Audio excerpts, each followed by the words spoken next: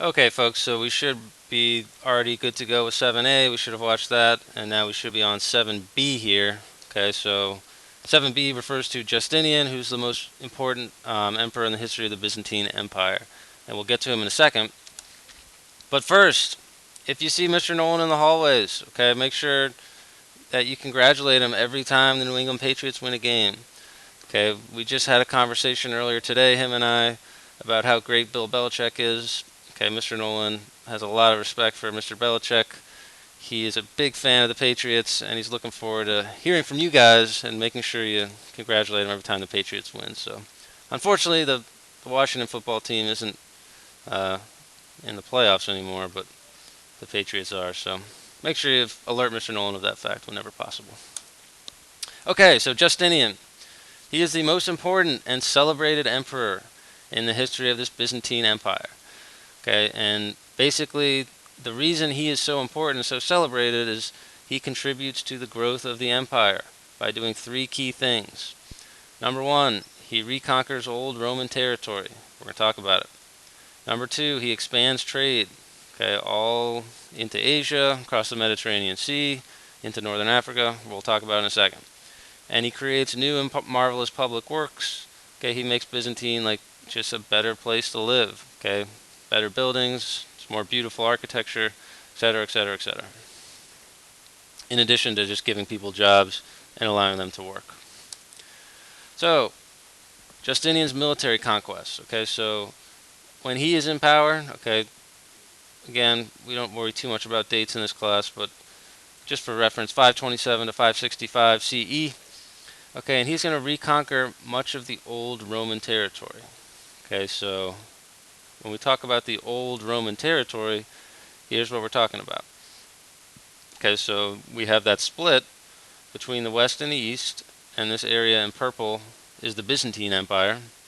Okay, and then Justinian actually goes in and he conquers kind of some of this old stuff that Rome used to have. Obviously, Rome, parts of North Africa, Carthage, a little bit of Spain. So, as you can see here, okay, Justinian adds a whole bunch of territory to the Byzantine Empire. So the Byzantine Empire like almost has just as much wealth and territory as the old Roman Empire. So just as impressive, okay?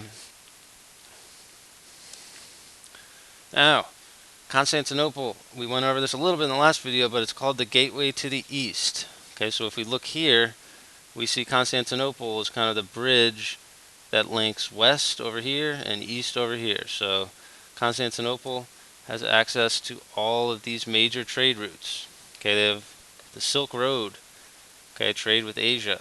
They have access to the Mediterranean Sea, okay, very important sea trading. We've been over how the Greeks and the Romans, okay, and the Phoenicians and the Carthaginians were Mediterranean sea traders. Byzantines, same exact thing. Okay, and then they have access to Africa through the Mediterranean Sea as well. Alright, so basically Silk Road, okay, that's going to be what links west to east, and it runs right through Constantinople. Okay, so on your maps, at least in my class, you will have to label a Silk Road, and we should know where the Mediterranean Sea is. Okay, and I hope we know where Africa is. We're going to get more into that next unit with Islam, but we should know where that is. Okay, Justinian's probably most famous thing, that thing he's most known for, is probably this code of laws. Okay, so Justinian's code is what it's actually called. Alright, and basically he took Greek law and he took Roman law and he kind of codified it, which means he basically like took it and like synthesized it and just put it all together and made it one cohesive unit, and it's called Justinian's code. So he took like the best parts from Greece, the best parts from Rome, and then he kind of made it his own, and that's what's called Justinian code. Okay, so these laws and principles will have a big impact on the world, particularly in Europe. So just some examples. Okay, in Justinian's code, women get more rights. Okay, we have, obviously addressing issues like robbery, murder, inheritance. You won't have to know the specifics of this, okay, but it's interesting to look at if you want to pause the video and check it out. Okay, so the key here, once again, is that the Byzantines preserved Greek and Roman knowledge. Okay, so they did it through libraries, churches, art, architecture. Okay, so they took everything the Greeks and the Romans knew and they kept it alive. Okay, because in the western part of the empire, okay, it was like falling apart with invasions and barbarians and lack of knowledge. Okay, but the Byzantines kept it all alive so that now we have it today.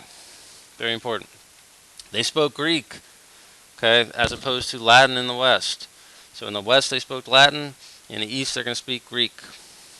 Okay, and then they're going to introduce a very important religion, which is called Greek Orthodox Christianity. So it's kind of like a split between, uh, it splits off from the Roman Catholic Church. We're going to go more into the next video, but basically they produce mosaics and churches, including the Hagia Sophia, and we're going to go more on this in the next video. But here's an example of that church, famous church in Constantinople, obviously very beautiful, still remaining today. Very impressive if you ever get a chance to go see it. Okay, another view there, another angle.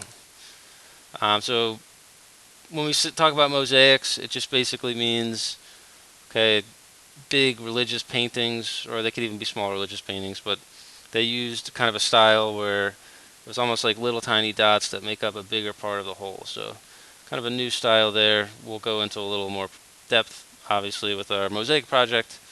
But that's basically it for 7B and C. Thanks for watching the video.